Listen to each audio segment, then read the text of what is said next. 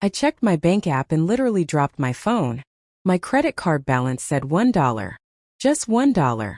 I blinked, thinking maybe it was some glitch or weird charge I forgot about. But nope. After scrolling through the transactions, my heart sank. Two massive payments stood out. One for a brand new car and the other for a motorbike. And guess who made them? My own parents. Without asking. Without even telling me. Now, I know some parents might borrow money in emergencies or help themselves to small stuff thinking, it's all in the family. But a car and a bike? That's not borrowing, that's wiping me out. I sat there laughing not because it was funny but because I was in disbelief. The kind of laugh where your brain just can't handle what's happening. It felt like a joke, like something that only happens in those wild internet stories. Except it was my life now. What they didn't know, and this is where it gets interesting, is the type of card they used. Let's just say it wasn't exactly what they thought. Not in terms of who was watching the account. And not in terms of how far they could go before hitting a wall they really weren't ready for. I had always trusted them, never imagined they'd go behind my back like this. I mean, these are the people who raised me, who told me stealing was wrong. And now here I was, staring at receipts for thousands of dollars I didn't spend. But here's the twist, right when I was about to confront them, something unexpected happened. Something that made this story way bigger than just a stolen credit card. And trust me, you're going to want to hear what came next. So before I tell you what happened next, let me back up a little. I'm not some rich kid with unlimited money. That credit card? It was a backup, something I'd worked hard to build up for emergencies. I got it when I started my first job out of college. I was careful with it, always paid it off, used it mostly for small stuff like groceries or gas. The limit wasn't even that high, which made it even more insane that they maxed it out in one weekend. What really got me was how casual they were about it. I remember coming home that day and seeing a shiny red car in the driveway. I thought maybe they had company. But no, it was theirs. And the bike? Parked right next to it, like it had always been there. My dad was smiling like a teenager showing off a new toy. My mom acted like nothing was weird at all. They even offered me a ride. I couldn't believe it. And when I finally asked, they brushed it off like, oh, you weren't using that card anyway, and we'll pay you back soon. But here's the thing they never asked. No text. No call. Nothing. Just used it. Like it was theirs. And that's when I started wondering, how did they even get the card? I never gave it to them. I never shared my info. At least I thought I hadn't. That's when things started getting weird. I checked my online banking login history.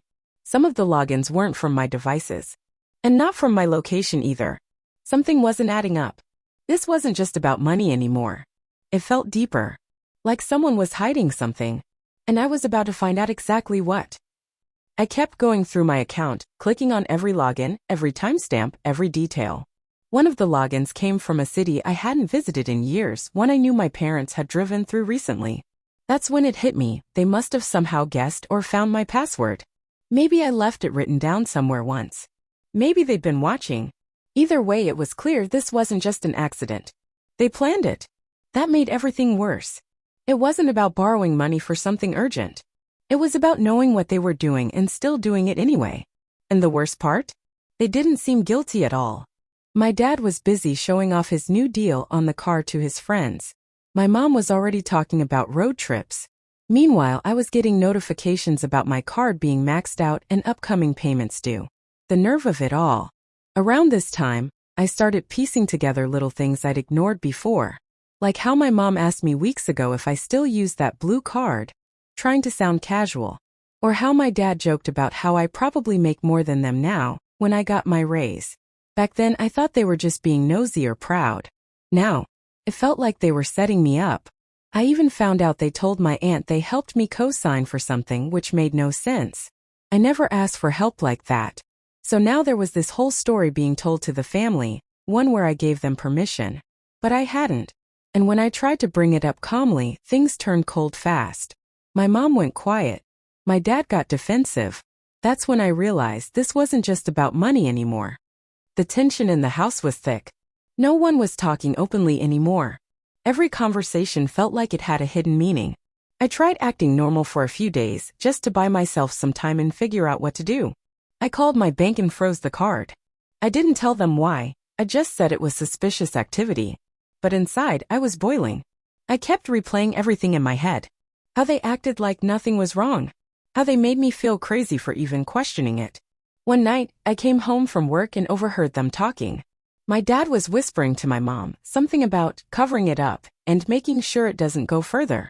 I didn't catch it all, but it was enough to stop me in my tracks. They knew I was onto them. And instead of apologizing or owning up, they were trying to clean their tracks.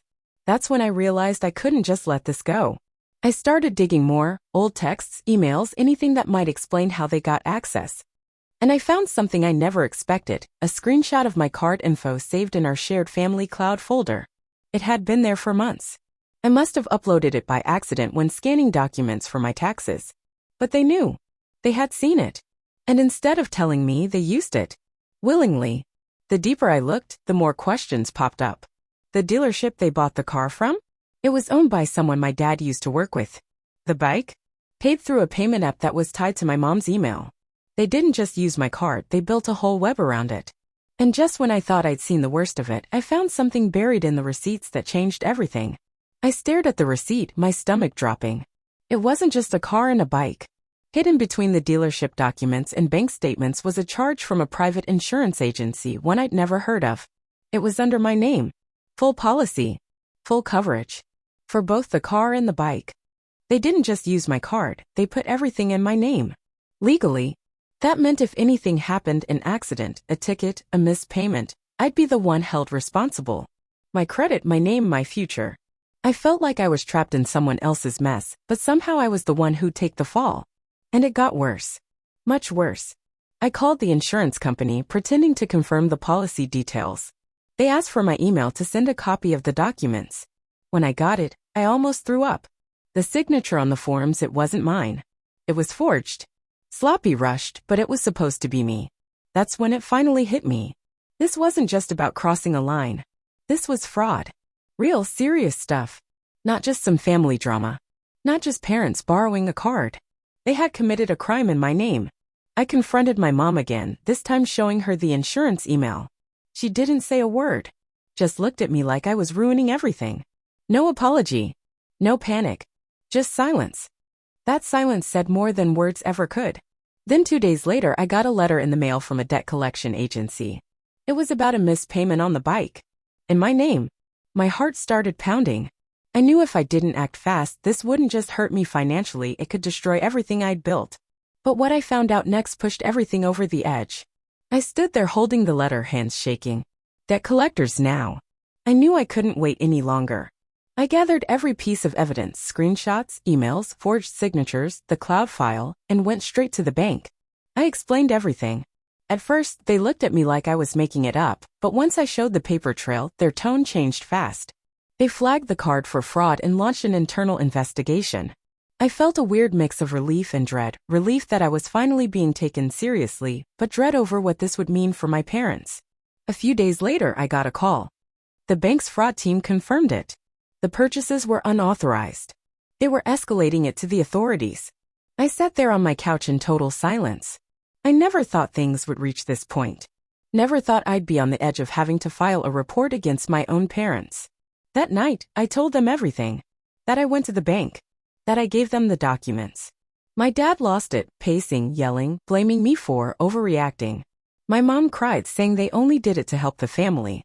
But help who exactly? They never once asked how I was doing or what this had cost me.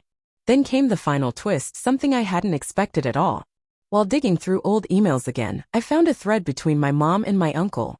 In it, they were talking about using my credit to apply for a small loan months ago. That loan was never paid off. I never even knew it existed. My name was on that too. So yeah, my own family used my identity, my credit, and nearly left me drowning in debt.